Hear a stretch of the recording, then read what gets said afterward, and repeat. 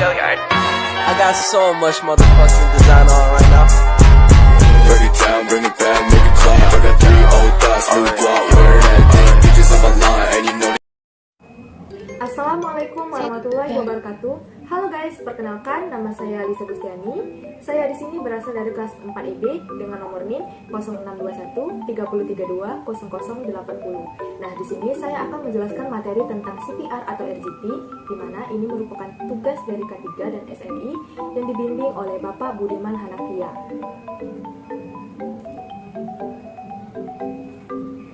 CPR atau RGP merupakan singkatan dari Cardiopulmonary Resuscitation atau resusitasi jantung dan paru.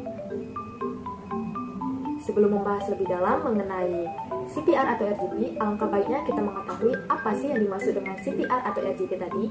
CPR atau Cardiopulmonary Resuscitation adalah tindakan pertolongan pertama pada orang yang mengalami henti napas dan detak jantung karena sebab-sebab tertentu.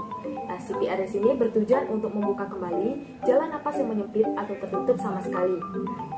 Resusitasi jantung dan paru atau CPR dilakukan dengan mengkompresi dada serta memberikan nafas buatan bagi orang yang membutuhkan.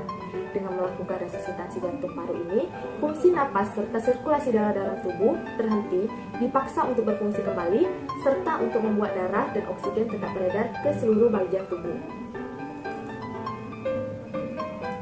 Nah, kondisi apa saja yang memerlukan CPR atau RGP tadi? Kondisi pertama, apabila seseorang tercekik, entah itu bunuh diri atau lain sebagainya. Kemudian, ketika seseorang mengalami kecelakaan. Selanjutnya, ketika seseorang hampir atau telah tenggelam. Dan yang keempat, ketika seseorang mengalami serangan jantung. Dan yang kelima, ketika seseorang tersedak hingga jalur pernapasannya tidak lancar. Dan yang terakhir, apabila seseorang keracunan narkotika, alkohol, dan zat lainnya.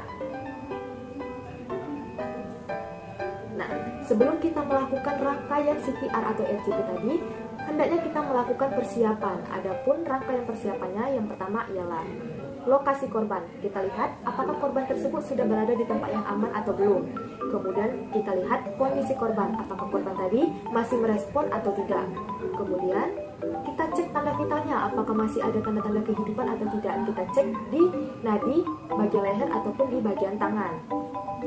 Dilanjutkan dengan amankan korban. Apabila masih terdapat tanda-tanda kehidupan tadi, hendaknya kita melakukan CPR, rangkaian CPR.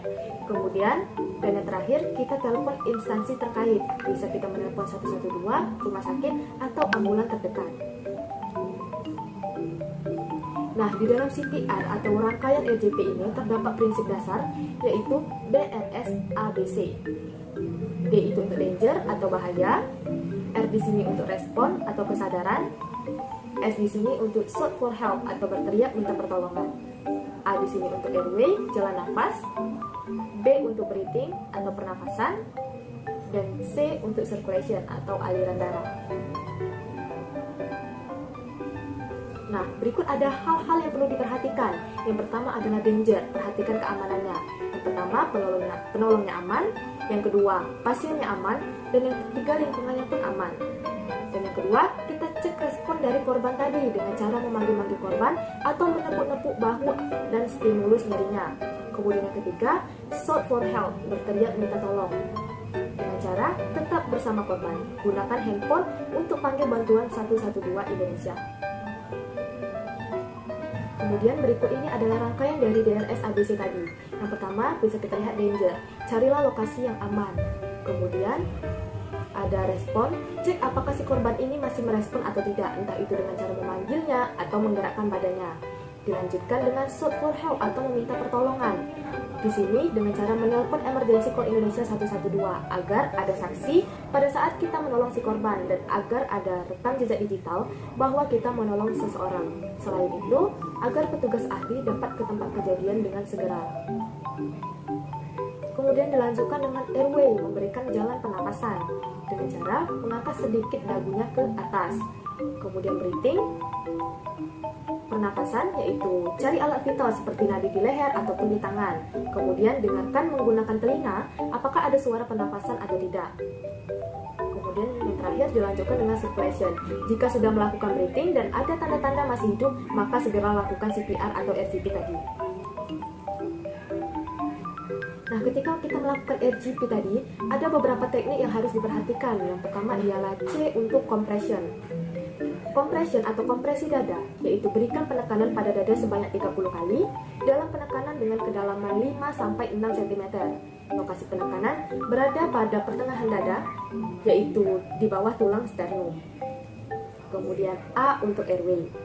Letakkan satu tangan di dahi korban dan tengadahkan kepala korban. Kemudian letakkan ujung jari di bawah dagu korban, kemudian angkat dagunya. Posisi ini akan mempertahankan jalan nafas tetap terbuka. Dan yang terakhir ialah B untuk breathing. Breathing atau bantuan nafas. Berikan bantuan nafas sebanyak 2 kali. Setiap tiupan dilakukan selama 1 detik dan terlihat dada terangkat. Jadi di sini saya ulangi teknik RGP ialah yang pertama kita melakukan compression dengan cara tangan kiri di bawah dan tangan kanan di atas. Kita lakukan sebanyak 30 kali. Kemudian kita tekan dengan kedalaman 5-6 cm.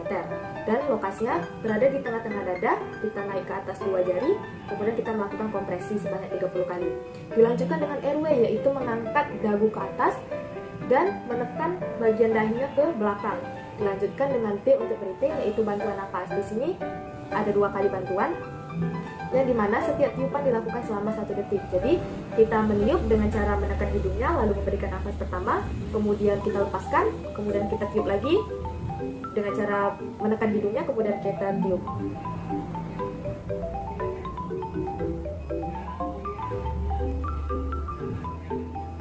Selanjutnya dari D, RS, ABC tadi terdapat juga D untuk defibrillation. Bisa kita lihat gambarnya. D untuk defibrillation atau defibrilasi merupakan alat yang menghantarkan listrik untuk memulai kembali denyut jantung yang disebut Automatic External Defibrillation atau AED. Alat ini sangat membantu, akan tetapi jika tidak ada AED, tetap lakukan CPR sampai medis datang.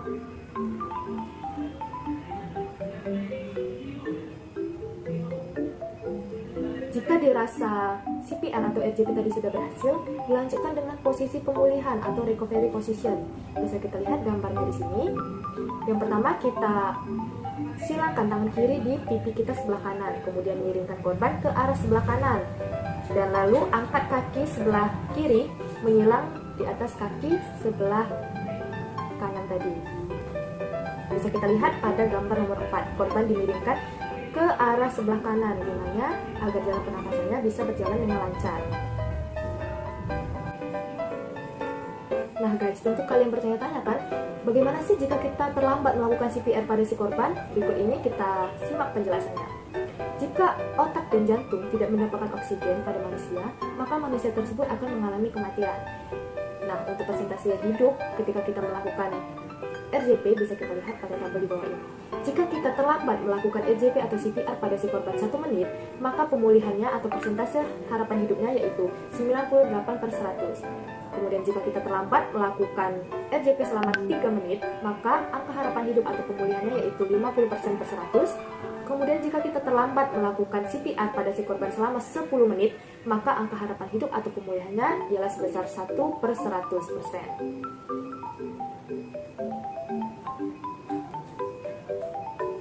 Nah, dilanjutkan dengan teknik kompresi jantung. Teknik kompresi jantung ini dibagi menjadi 3 bagian, yaitu pada dewasa, pada anak, dan pada bayi.